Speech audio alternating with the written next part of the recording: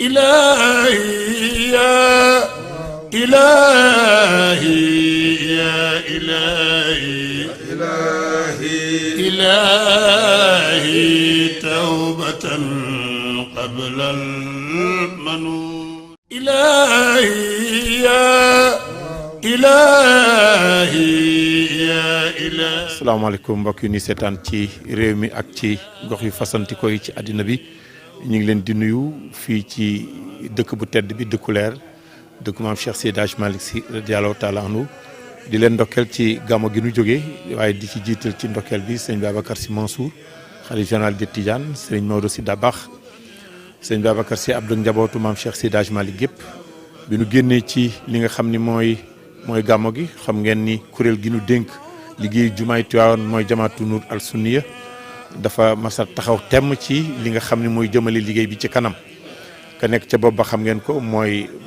sëñ Makhtar Cissé Mamadou Makhtar Cissé ànd ak Famara sëñ ak ñi nga xam yëpp tey nag ñu ñëw fii ci nga xam ni mooy daje bi nga xam ni jamaatul Nuur al Sunniya daf ci ànd daf ci déggoo ci ndigalu sëñ Babacar Sy Mansour yabal fii rakkam soppeem xaritam sëñ Mansour Abdoul Aziz mu fegoo ak sëñ Cheikh Ahmed Ndiaye bu sëñ Moustapha Sy Jamil waaye ci teewaayu sëñ Abdou Hamid mi nga xam ne moo yor lépp loo xam ne mooy communication ci wàllu kër gi teew fekkee na jataay bi it ñi nga xam ni ñooy yor ci commission yi fi nekk yëpp ñeenti commission yi commission technique bi saytu liggéey bi ànd ak architecte bi ñi ngi fi ànd nag commission bi nga xam ne yor évaluation di saytu liggéey bi fan la toll ak lan lañ ci war a def commission bi nga xam moo yor lépp loo xam mooy mbirum xaalis muy jëme ci loolu ak commission communication bi nga xam ni tey jii ñoo ñëw pour couvrir li nga xam mooy événement bi xam ngeen ni jumaa ji dafa boot ay projet ay boot yoo xam ni bala muy mën a sotti ba ñu bën koo bëgg na ko sëñ bi bëgg mooy yooyu mu boot yëpp muy ñu wàcce ko muy firndeel di wane liggéey bi nga xam ni sëñ bi santoon kon bu nu amee tey jii ndaje ñi nga xam ne ñoo jóge Iran ambassadeur bi ñëw na ànd ak recteur université Al Moustapha bu Iran ànd ak ñi nga xam mooy conseiller wax ni dañu ñëw pour jëm a lëkkaloo ak jamaatu Nuur al Sunniya ci nan la leen mën a jàppale pour jumaa ya ilahi ya ilahi ya ilahi tawbatan qabla al-manun. Maintenant, le temps a changé, la ville a grandi, le Sénégal est maintenant 17 millions d'habitants. Ce qui fait qu'il y a énormément de projets qui sont construits donc autour de ces thèmes, c'est-à-dire la religion, l'enseignement et le culte. Alors, c'est ça qui fait l'intérêt maintenant d'avoir une coopération ouverte pour pouvoir mener tous ces chantiers. C'est ça qui fait que vous serez là, bienvenue, et au bon moment pour vraiment voir ce que l'on fait et comment y apporter votre contribution. Il y a d'énormes chantiers, comme vous le dites, sur le plan de l'enseignement, sur le plan on a une très grande mosquée qui est en train d'être réalisée. Donc c'est un très grand projet qui est en cours de réalisation, mais comme vous le percevez très bien, il y a aussi énormément de projets pour l'enseignement et pour la ville, pour des infrastructures pour la ville de manière générale. Voilà, c'est des projets qui sont immenses, que peut-être les autres qui sont plus techniques que moi pourront peut-être détailler après. Moi c'est juste pour introduire et vous faire voir un peu le schéma. أعوذ بالله من الشيطان الرجيم بسم الله الرحمن الرحيم الحمد لله رب العالمين وأتم الصلاة وأزكى التسليم على سيدنا محمد صلى الله عليه وعلى آله وصحبه وسلم تسليما. أولا وقبل كل شيء يشرفنا يا سعادة السفير أنتم ومن معكم من الدبلوماسيين والأساتذة الذين أتوا معكم يا من تمثلون جمهورية إيران الإسلامية في ربوع السنغال ولها أعني الجمهورية الإيرانية علاقات وطيدة قديمة راسخة مع الجمهورية السنغالية منذ أن وفق الله السنغاليين على أن يصبحوا مستقلين عن الاستعمار الذي كانت له يد طولة في كثير من الدول. ومنذ ذلك الحين ونحن نحاول أن نخطو خطوات نسأل الله أن يجعلها خطوات مباركة في سبيل التنمية وتوعية الإنسان السنغالي وتوعية غيرهم أيضا، لأن الإسلام دين يدعونا إلى الشورى، حيث قال الله سبحانه وتعالى في القرآن العظيم وأمرهم شورى بينهم.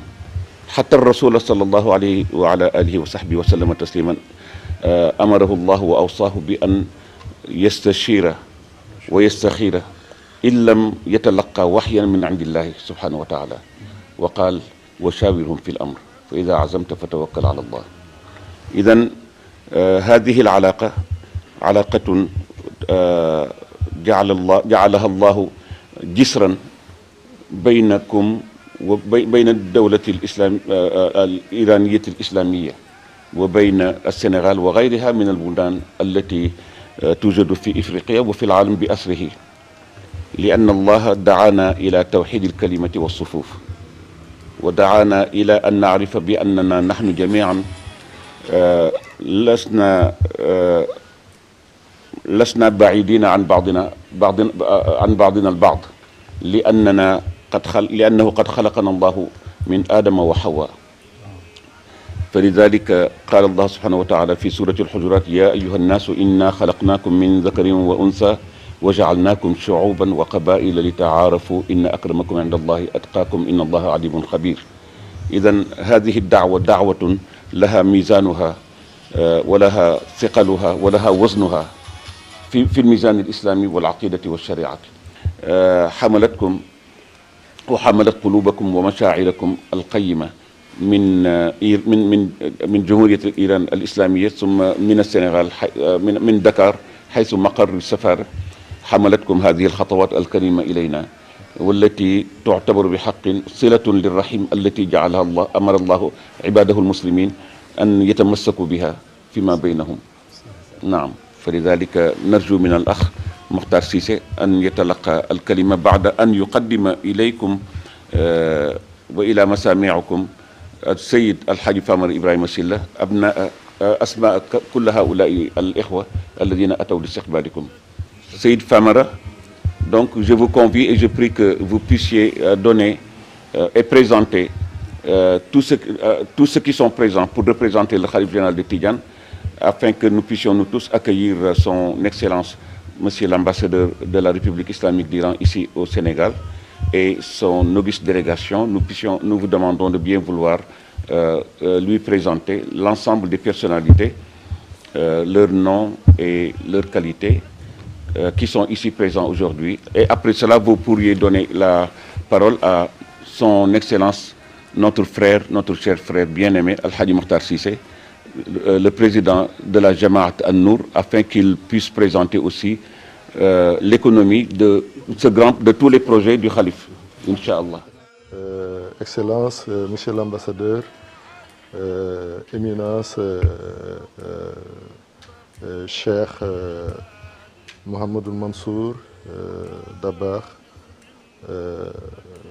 Éminence Cheikh Ahmed Tidjane Sy, Monsieur le Président de la Jamaat An-Nour As-Sunniya.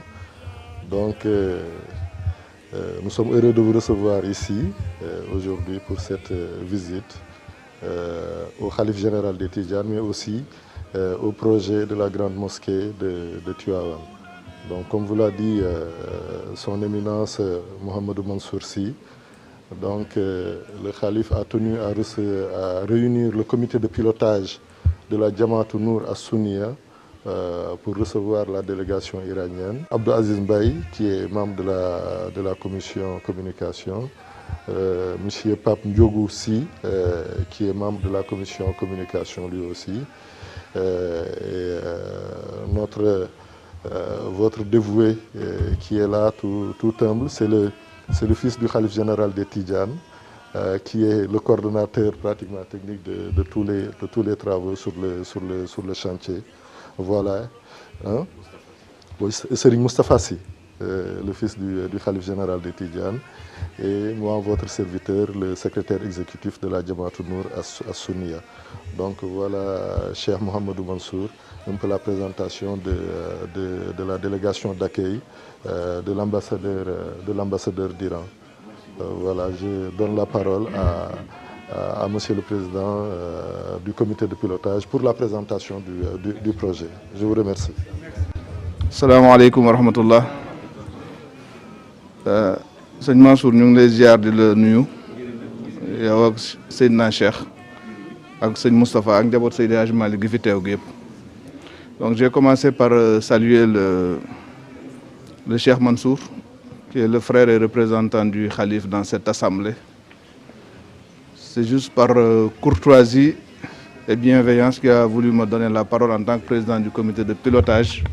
Mais en réalité, il aurait pu se substituer à nous tous, vous recevoir au nom du Khalif, vous présenter la famille, vous présenter le comité, vous présenter le projet, parce que le comité agit en leur nom et pour leur compte. Donc nous sommes juste des mandataires. C'est eux nos mandants. Donc c'est juste par courtoisie qu'il nous a donné la parole pour vous présenter le projet. Mais ça va surtout être un mot de bienvenue.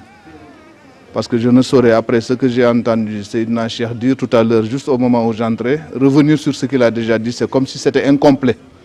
Alors que j'estime que son exposé, ne serait-ce que la partie que j'ai entendue la fin, son exposé est très complet. Parce qu'il suit le projet avec nous depuis le début, il en connaît tous les contours. Et c'est un projet d'une dimension religieuse importante, parce qu'il s'agit d'édifier une maison au nom d'Allah subhanahu wa ta'ala. Et c'est l'une des plus grandes mosquées du Sénégal et l'une des plus anciennes aussi. Parce que cette mosquée que nous sommes en train de rénover et de reconstruire également quelque part a été fondée pour la première fois en 1903 par Seydi Hadji Malick Sy radiyallahu ta'ala en 1903. Donc c'est une mosquée plus que centenaire sur laquelle nous avons la chance et l'honneur d'agir aujourd'hui pour sa rénovation, son agrandissement et son embellissement. Donc nous sommes sur le chantier des anciens et nous sommes également sur le sentier des anciens. Nous sommes sur le sentier des anciens pour le chantier des anciens, sans jeu de mots. Donc nous ne faisons que suivre, nous ne sommes que des continuateurs, nous ne sommes ni initiateurs, nous ne sommes ni des personnes qui innovent, nous sommes juste des continuateurs de l'œuvre de nos grands-pères et pères. Et donc le chantier représente a une valeur maintenant symbolique très importante pour la famille de Seydi Hadji Malick Sy par rapport à la portée historique, à la portée religieuse, à sa dimension culturelle. Mais ce chantier a une portée importante pour Tivaouane et l'ensemble de la communauté tidjane du Sénégal. Rapporté à la population de l'Iran, nous sommes une petite communauté parce que peut-être nous sommes 7-8 millions de tidjanes au Sénégal, maximum. Alors que l'Iran est un grand pays de plus de 80 millions d'habitants. Et donc nous sommes une petite communauté du point de vue du nombre, mais rapporté à la population du Sénégal, nous sommes peut-être la communauté la plus importante au Sénégal. Et nous nous inscrivons dans une tradition de la charia et de la sunna. Et c'est les deux principes qui guident cette famille et c'est les deux principes également qui guident cette commission qui est en charge du pilotage des travaux de la grande mosquée. C'est pour ça que nous avons eu, sur instruction du Khalif et grâce à sa clairvoyance, nous avons eu la chance de nouer un partenariat avec la Banque islamique du Sénégal, qui a des produits halal, donc des produits basés sur la charia, gagés sur les revenus du comité de l'association que nous présidons, la Jamaat Nour as-Sunniya. Et comme il n'y a pas de hasard dans le calendrier de Dieu, j'ai un ami qui a souvent l'habitude de me dire que le hasard c'est le 100e nom de Dieu. Il paraît qu'il y a un 100e nom de Dieu, je ne le connais pas, mais Cheikh Mansour le connaît. Donc j'ai un ami qui a l'habitude de me dire le hasard c'est le 100e nom de Dieu. Parce que chaque fois que quelque chose arrive, on dit c'est le hasard, c'est Dieu qui est là-bas. Parce que nous avons une convention, nous avons signé avec la Société nationale d'électricité un contrat de vente d'énergie. Et nous avons l'autorisation de bâtir une centrale de 10 MW solaire qui va alimenter la mosquée, les mosquées, j'allais dire, de Tivaouane. Et l'excédent devra être revendu à la Compagnie nationale d'électricité pour permettre de gager le financement par la Banque islamique des travaux de la mosquée. en tout cas financement partiel. Nous avons un gros chantier, l'architecte pourra vous donner des détails tout à l'heure à l'occasion de la visite, parce que moi je fais juste la présentation, il va vous présenter le projet dans tous ses aspects et contours avec le président de la commission technique.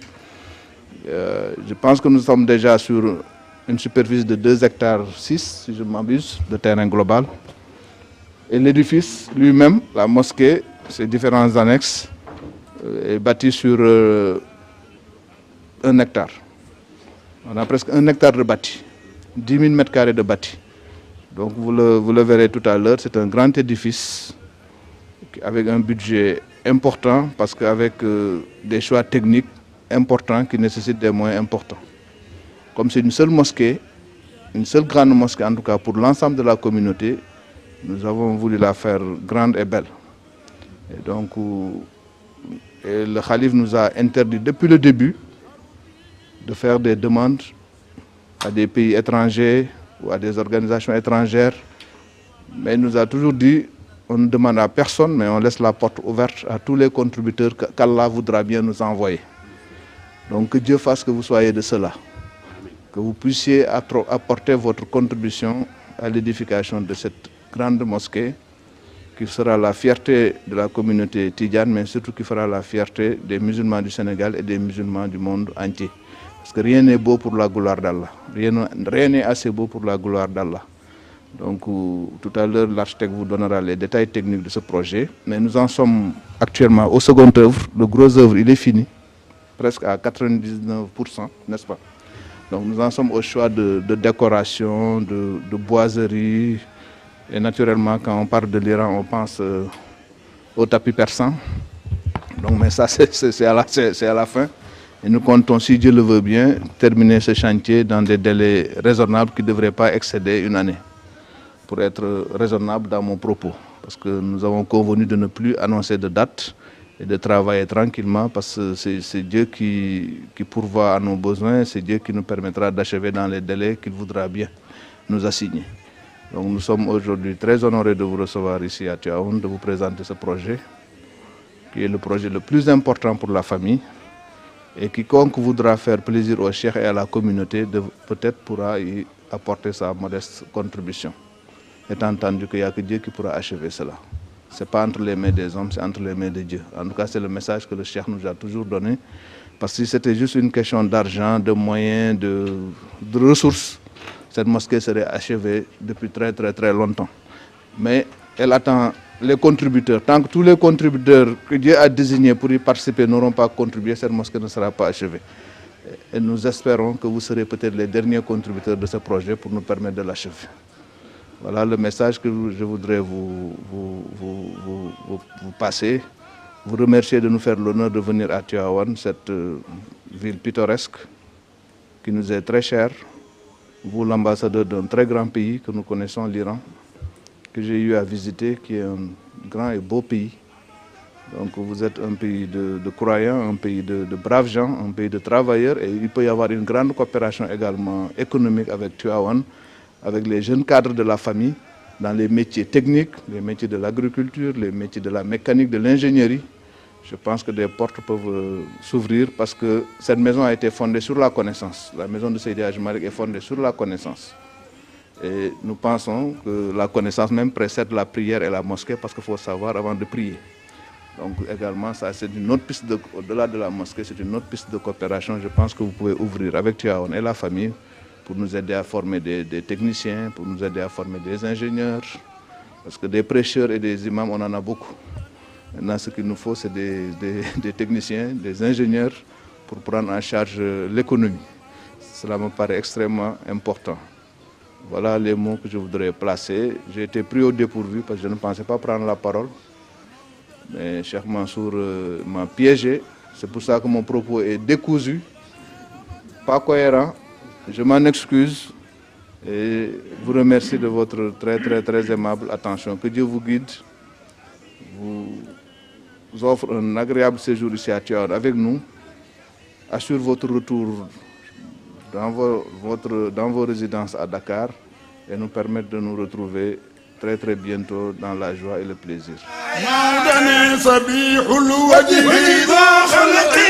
حسين مودنا منين يوم ذا اسم منين مودنا منون غير ذي عجب منين مودنا ومفتاح ومصباح بسم الله الرحمن الرحيم الحمد لله رب العالمين والصلاة والسلام على سيد الأنبياء والمرسلين حبيب إله العالمين أبي القاسم محمد اللهم صل على محمد وعلى آله الطيبين الطاهرين وصحبه المنتجبين.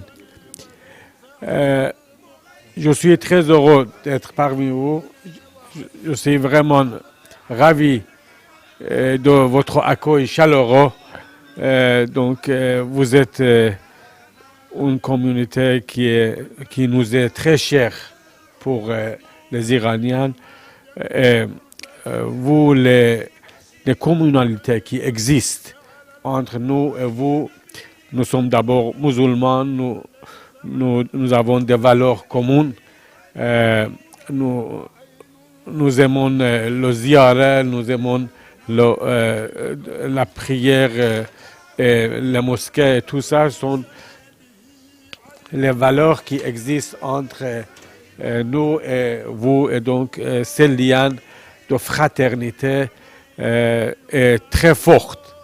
Et je vous remercie d'avoir expliqué les projets que vous avez pour réaliser et vous êtes en train de réaliser. Ce que je peux vous dire, c'est que les liens d'amitié entre l'Iran et le Sénégal sont très forts. Cette année marque le 50e des relations diplomatiques entre l'Iran et le Sénégal.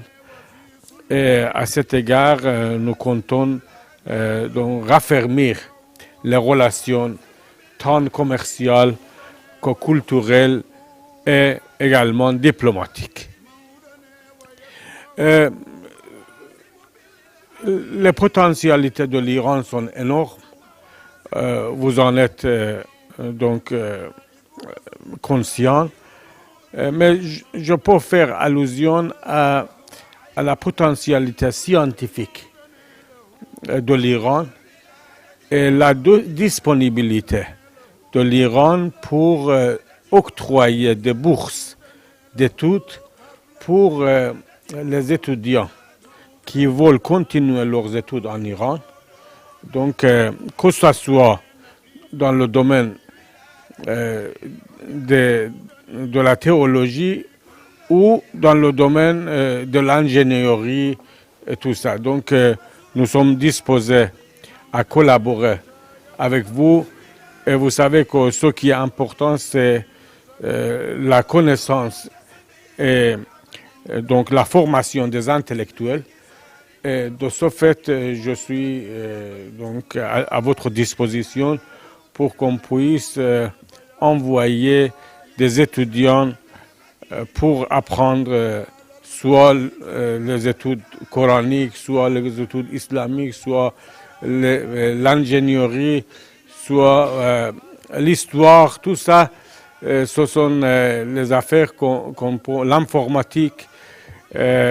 Vous savez que l'Iran est très forte dans le domaine de nanotechnologie, dans le domaine de biotechnologie, dans le domaine de l'énergie nucléaire, dans le domaine de l'énergie solaire et tout ça. Donc nous pensons qu'on peut apporter notre savoir-faire pour vous.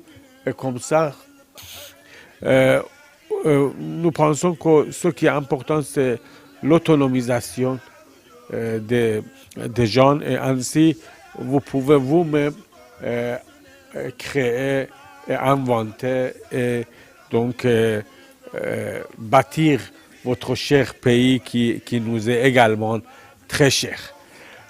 Donc de ce fait, je suis très heureux de cette visite et j'espère que cela va déboucher sur des coopérations plutôt scientifiques pour qu'on puisse partager notre connaissance. L'Iran est toujours disponible à partager son savoir-faire pour le peuple sénégalais. Et vous savez que, par exemple, nous avons Séniran Auto qui est donc pour partager notre connaissance dans le domaine d'automobile. Nous avons fait venir certains commerçants iraniens pour investir ici au Sénégal. Et également, donc, nous sommes disposés à envoyer une délégation pour la prospection des potentialités qui existent en Iran, et ainsi on peut raffermir les relations économiques et commerciales. Et donc cela peut se faire avec beaucoup de plaisir. Tout ça aussi pour vous dire qu'à part le savoir-faire, ce qui peut faciliter l'apprentissage de l'ingénierie, de savoir-faire, c'est la langue persane aussi. La langue persane, c'est la deuxième langue du monde islamique. Et donc, après la langue arabe, on peut nous appuyer sur la langue persane. De ce fait, j'encourage vos disciples à apprendre le persane. Nous sommes disposés à faire le nécessaire à cet égard pour l'apprentissage de la langue persane, qui peut être donc un accélérateur de l'apprentissage de l'ingénierie et d'autres choses. Donc, l'université Al-Mustafa, dont le recteur est présent, peut également apporter beaucoup de soutien. À l'heure actuelle, cette université a 3 filières. Donc, je demande au recteur de l'université Al-Mustafa de présenter cette université qui peut également collaborer avec vous, et même dans les affaires de formation. Ici, on peut collaborer avec vous pour donc augmenter les capacités de votre centre de formation avec beaucoup de plaisir. Je vous remercie infiniment, et donc je donne la parole au recteur de l'université Al-Mustafa. Merci beaucoup de votre aimable attention. أعوذ بالله من الشيطان الرجيم بسم الله الرحمن الرحيم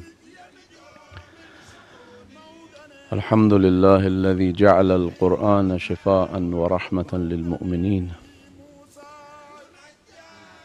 والصلاة والسلام على رسول الله أمين الله على وحيه وعزائم أمره الخاتم لما سبق والفاتح لما استقبل والمهيمن على ذلك كله.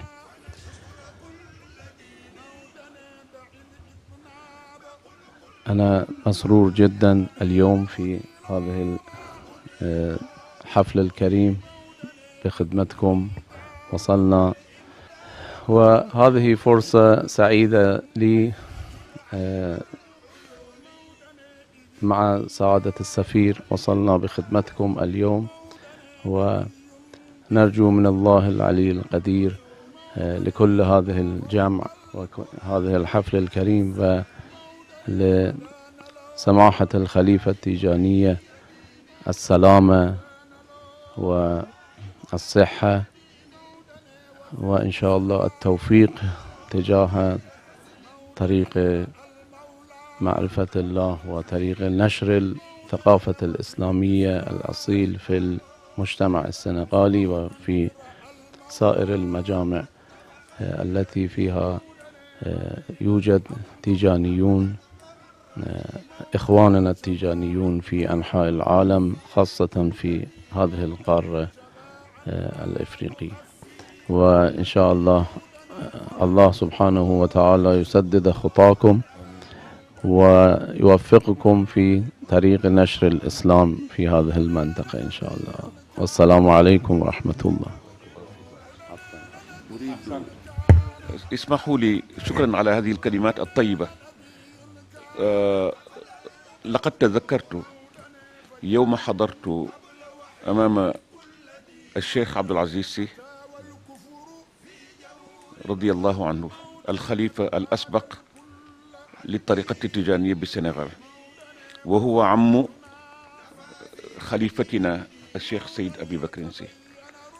الشيخ عبد العزيز في إحدى الزيارات المباركة التي زار بها مولانا الشريف آية الله التسخيري رحمة الله تعالى عليه، الشيخ عبد العزيز استقبله في منزله بدكار، وأنا كنت حاضرا في ذلك اليوم.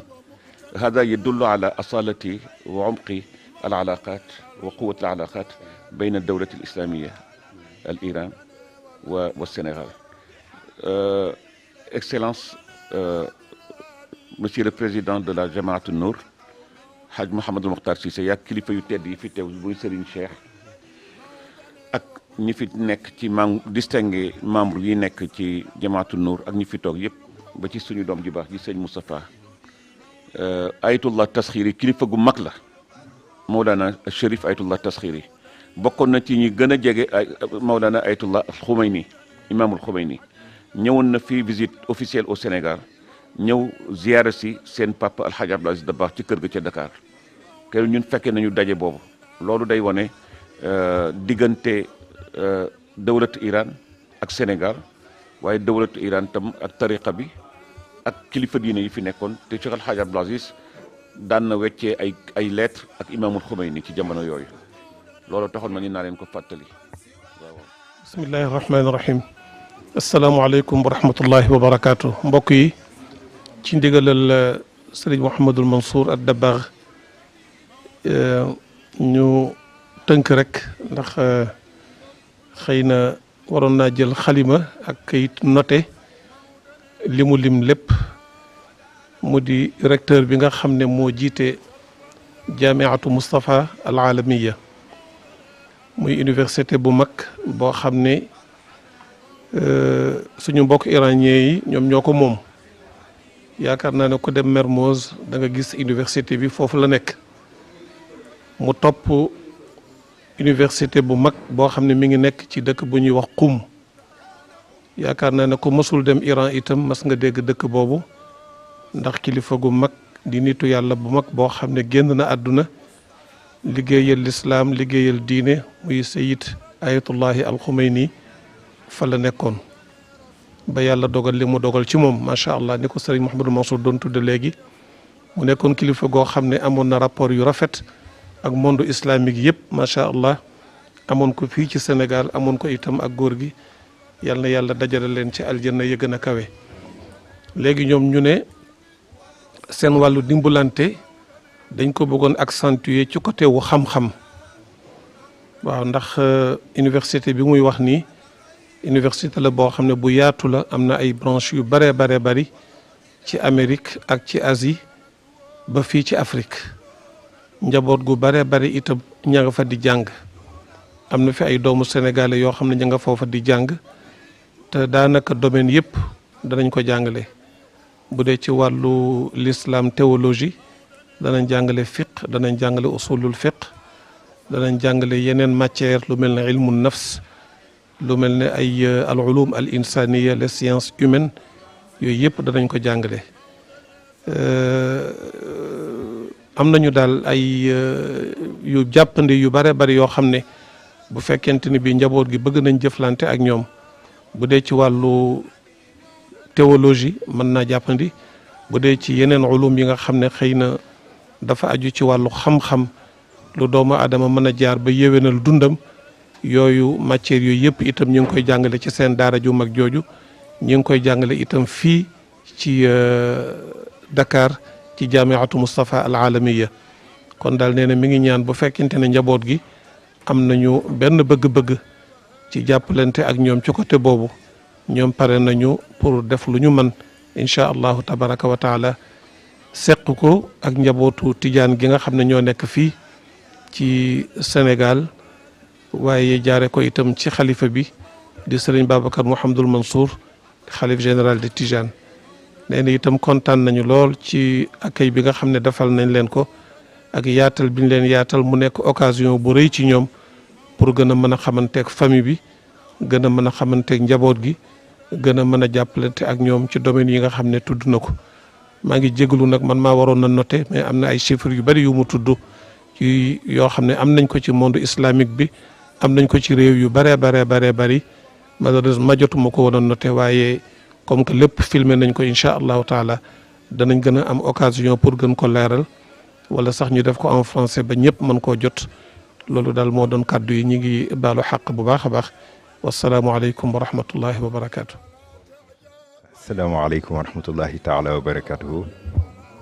gannaaw bu ñu sant yàlla julli ci yonent bi sallallahu alayhi wa sallam di am mbégte loolu tabarakallahu ci dajewaat ak yéen fii ci Tiwaawan ci ndigalu alxalifa suñu wéjur suñu maam sëriñ Babacar Sy Mansour yal na yàlla dëgëral ko yokk ko wér yokk ko gudd fan ba naal yi nga xamante ni am na ko ci xadara maamam bi yàlla may ko sago bu mu ko mottale ànd kook njabootu Cheikh El Hadj Malick radiyallahu anhu yëpp rawatina suñu bàyyi sëriñ Hadj Malick Maodo ak rakkam yi topp ci seen gannaaw ak seen doom yi ak seen jarbaat yi tabarakallahu daje bi nu daje tey nag ci kilifteefu jamaatu nuur nekk daje bu am solo yàlla dogal nu am fi ay gan yu jóge ca Iran wax nga ko sëñ Abdoul Aziz lépp rek di delluwaat ci yaatal liggéey bi nga xamante ni alxalifa daf ko woote jëmale ko ci jëmmal liggéeyu maamam Cheikh El Hadj Malick radiyallahu anhu mu jëm ci mbiru jumaa ji ni nga ko waxee waaye ci yeneen domaine it parce que kër gi Hadj Makhtar Cissé wax na ko léegi caslaayam mooy xam-xam te wàllu woo it am na naal wu rëy woo xamante ni xalifa bi mébét na ko mottali ko loolu nag dafay laaj ubbiku ci àdduna ubbiku ci wàllu relation te ku ne xam na ni Iran dëkku xam-xam la dëkku moyen la it boo xamante ni ay relation ak Sénégal waaye relation ak Cheikh El Hadj Malick nekk na lu yaatu suñu baay Mansour fàttali na ko léegi mu nekk loo xamante ni tabarakallahu relation bu ñu war a suxat la gannaaw ba mu ambassadeur bi jëlee kaddu feeñal relation yooyu nga xamante ni Sénégal am na ko ak Iran waaye feeñal it li nga xamante ni ci wàllu enseignement mooy dox diggante Sénégal ak Iran mu ànd ak recteur université Al Moustapha mu nekk université bu yaatu bu nekk ci dëkk bu ñuy wax Qom nekk dëkku xam-xam dëkku leer yàlla dogal na man mës naa dem Iran benn yoon waaye dëkk bu yéeme la wax dëgg yàlla tabarakallahu ci nañu organiser woo ak nañuy liggéeyee ak xereñteef bi nga xamante ni moom lañ cee àndal ñëw bi nag def naa ni dafay fekk se rek yéene bi xalifa bi am moo di dunu woo kenn ci liggéeyu Cheikh El Hadj Malick maanaam di laaj waaye képp ku jàpp ni rek sa yéene mën na caa dugg daañu la ubbil bunt yi ba nga xam naka nga ci mën a jàppe moo xam ay xaritu Sénégal la moo xam xaritu kër Cheikh El Hadj Malick la te jàpp naa ni Iran ci xariti Sénégal yi la bokk xariti kër Cheikh El Hadj Malick yi la bokk ngir bàyyi xel bi ñu bàyyi xel diine ak convergence bi ñu am ci wàllu bokkandoo nekk ci waa ahlu tasawuf mu nekk loo xamante ni nag tabarakallahu am nañ ci yaakaar bu baax a baax a baax ci relation bi jëmale ci jumaa ji parce que ni ñu ko waxee ñu ngi toll ci seconde œuvre bi ku ne xam na l'art persan ci wàllu yu ne ci wàllu tapisserie ci wàllu décoration lieu de culte loolu am nañ ci ñoom xereñteef boo xamante ni jàpp naa ni lu war a mën a ñëw fekk si yéene bi nga xamante ni xalifa bi am na ko ci jumaa ji mooy fexe ba mu doon jumaa ju mucc ay bokk ci jumaa yi ñu gën a ràññee ci rafetaay ci yaatuwaay ci modernité jëmale ci maanaam ci Sénégal waxuma ci Sénégal rek waaye ci Afrique yëpp beneen bi it mu jëm ci wàllu li nga xamante ni moo wër projet wu jumaa ji nga xamante ni ku ne xam na ni juma wàllu lu jëm ci wàllu maintenance bi daf ci nekk loo xamante ni lu am solo la xalaat bi Jamaatu Nuur am ba lëkkale tabaxu jumaa ji ci wàllu ak mise en place su benn centrale solaire nekkit lu am solo loo xamante ni dafay wane originalité wu modèle économique bi nga xamante ni Jamaatu Nuur xalaat na ko ngir mën a fexe ba jumaa ji mën a fonctionner te du am benn rëq-rëq ci wàllu maintenance beeg wàllu technologie bi nga xamante ni war nañ ko ci développer mais samp ko ci loolu yëpp nekk loo xamante ni lu am solo la nu war ko ànd ak bokk yi ñu ci war a àndal ngir fexe ba mébétu xalifa bi jëm ci turaas bi nga xamante ni mag ñi bàyyi nañ ko fi yàlla mottalil ko mu fekke ko nu ànd kook moom gunge ko ba mu inauguré ko def ca la mu ca war a def yal na ko yàlla mottalil. Donc je voudrais offrir un Coran qui est écrit par les Iraniens et c'est avec la calligraphie persane comme vous allez voir et avec aussi la décoration qui est aux alentours, qui est la décoration propre aux Iraniens. Donc voilà le Coran iranien avec ce que vous voyez. Et cela a été imprimé en Iran. kon ñu jox le directeur université Al Moustapha moom it mu jàng ci mu ubbi la. أعوذ بالله من الشيطان الرجيم بسم الله الرحمن الرحيم الحمد لله رب العالمين الرحمن الرحيم مالك يوم الدين إياك نعبد وإياك نستعين اهدنا الصراط المستقيم صراط الذين أنعمت عليهم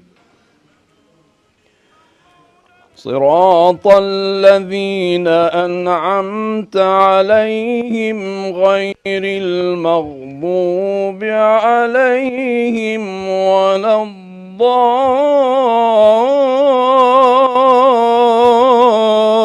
الضالين بسم الله الرحمن الرحيم ألف لام ميم ذلك الكتاب لا ريب فيه ذلك الكتاب لا ريب فيه هدى للمتقين صدق الله العظيم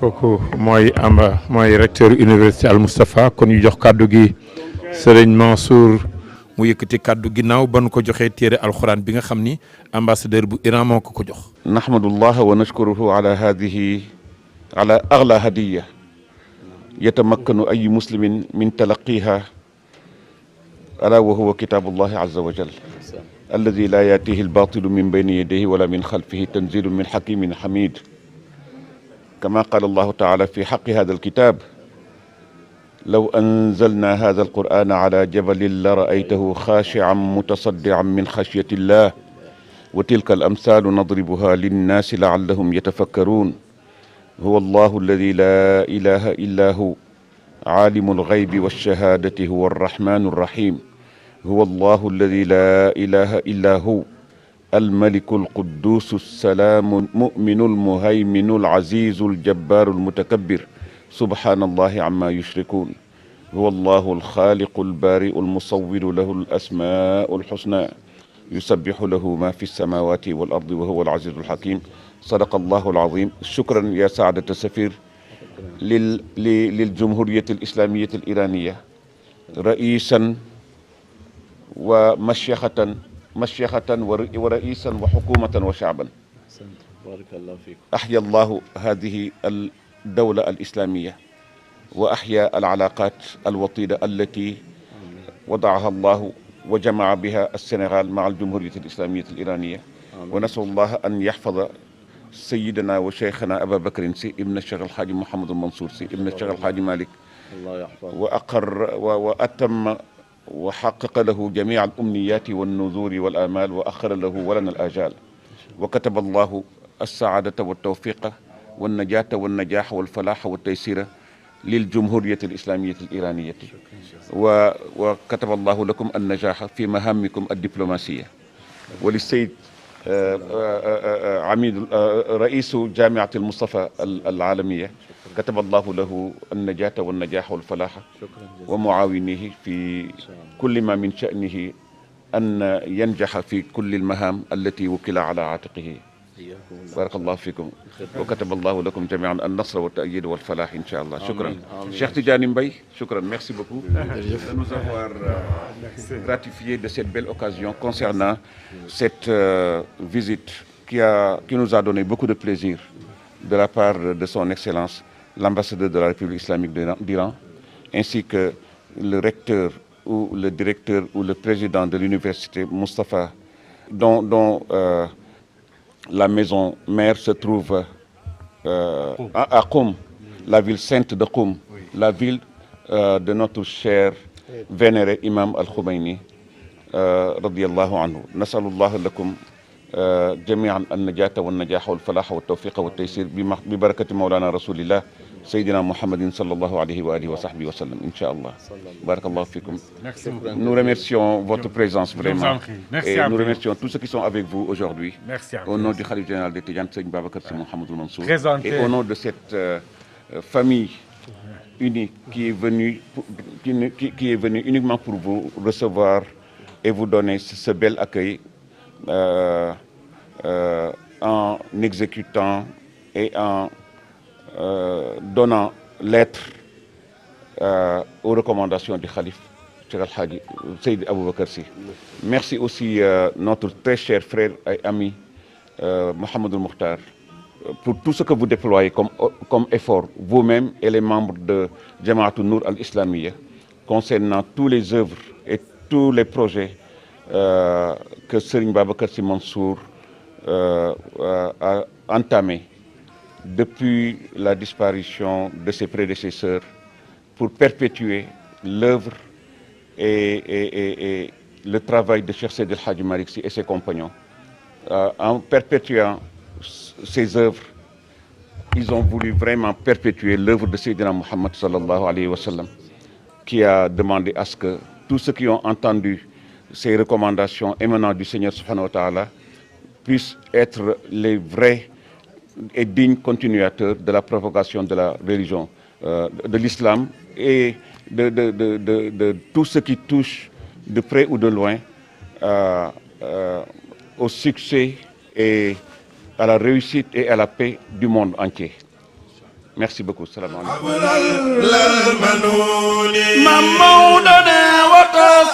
خربي لبؤس واضطرار وما عنت بلا زادت شجون مولى مالك لا إلهي يا إلهي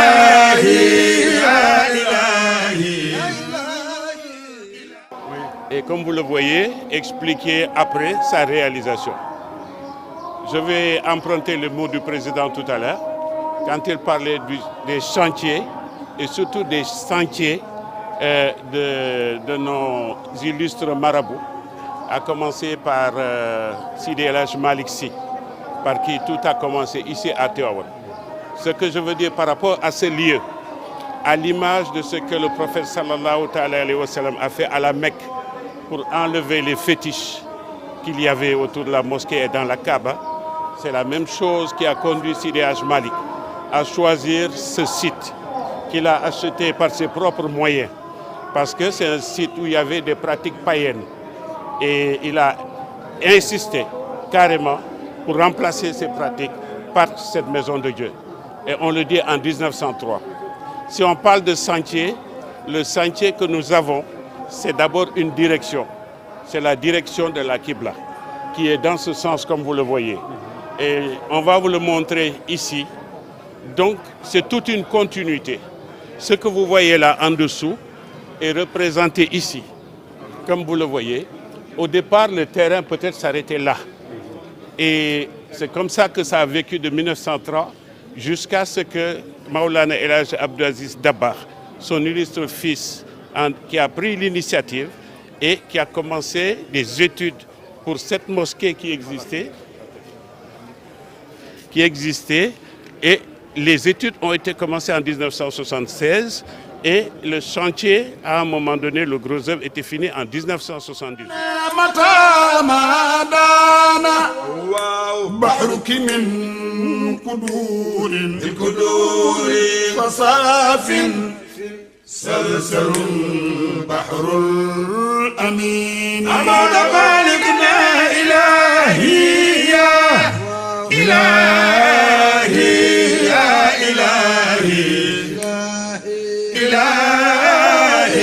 توبة قبل المنون يا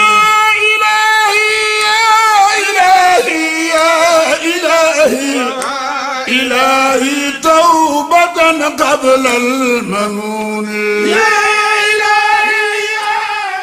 mbokk yi ñu ngi leen di nuyuwaat ginnaaw ba nu ngeen ci toppee ndaje bi nga xam ne amoon na tey jii fii ci gox bi ñuy wax quartier Cheikh Ahmed Tidiane ci kër Serigne Babacar Sy Mansour xalifa général des Tidiane doore noonu nuyoo ko ndokkal ko ci gàmmu gi dañuy jeexale nuyu ko ñaanal ko yàlla fanu gudd ak wér mook ay rakkam gis ngeen ndaje tey bi Jamaatu Nour al Sunniya moo doon dalal ambassadeur bi nga xam ne moo nekk Sénégal te jóge ci réewum Iran mu ñëw ànd ak recteur université Moustapha ànd ak ki nga xam mooy attaché de cabinet ki leen teeru fii bi ñu ñëwee mooy sëñ Mansour Sy Abdou Aziz di représenté xalif général des Tidianes sëñ Babacar Sy Mansour ak njabootu maam Cheikh Seydi Hadji Malick gépp sëñ Mansour dalal ko waaye waxtaan wa gën a sori wanu gën a jàpp ci li nga xam ni moom la ambassadeur bi wax moo di danoo ñëw pour jàppale nan la ñuy feex ba jàppale Jamaatu Nuur ci wàllu liggéey bi wax nañ ni am nañu ay bourses yoo xam mën nañ ko may ci ñi bëgg a jàngi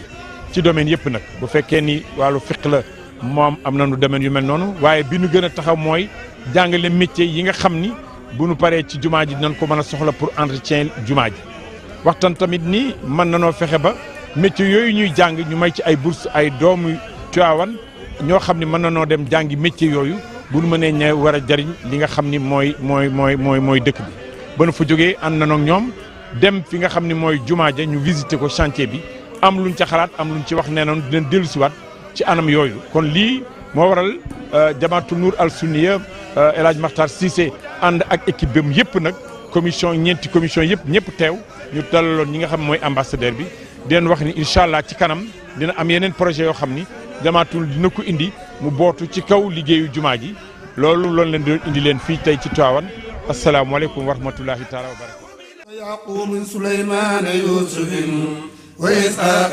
Ismaaciil Ilyaas junnati wa Muusaa wa Haaruun wa Ayyuuba wal Yasaa walil kibri Yaxyaa zumma Iisaa al-wasiilati كذا زكريا شعيب وصالح تقينا رد الدارين من كل وحدة ومن آل بيت المصطفى جم شملنا لأصحابي كشف الشداد منيبتي بأقمار بدر يا إلهي وسيدي وبالمال الأعلى شمل كل أمتي إلهي يا مولاي بالأرض والسماء وما حوت بلتشنا كل علتي لك الخلق يا مولاي والأمر كله ولا تكلن أمري لغيرك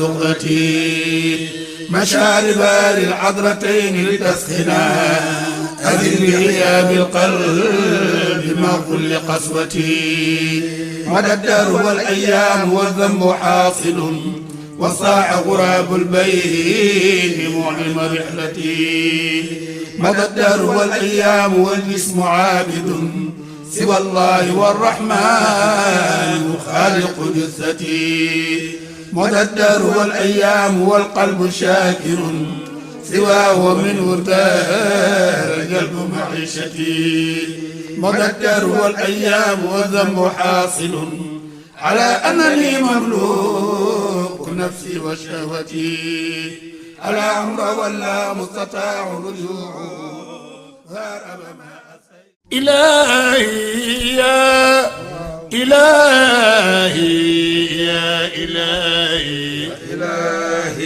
إلهي توبة قبل المنون